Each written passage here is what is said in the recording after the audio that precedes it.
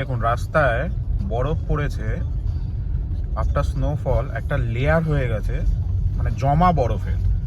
এবং এটা খুব ডেঞ্জারাস এখানে ইউএসএতে। এখানে গাড়িগুলো দেখবেন কত আস্তে আস্তে যাচ্ছে, কারণ গাড়ি প্রচণ্ডভাবে স্লিপ হচ্ছে, মানে ব্রেক করা যাচ্ছে না। ব্রেক করলে গাড়ি স্লিপ হচ্ছে এবং সবাই মিনিমাম এই দেখুন 7-8 মাইল পার আওয়ার এটাই স্পিড। এর থেকে বেশি স্পিড হলেও আপনি এই লেন ছেড়ে ওই লেনে ঢুকে যাবেন। So it's very very dangerous.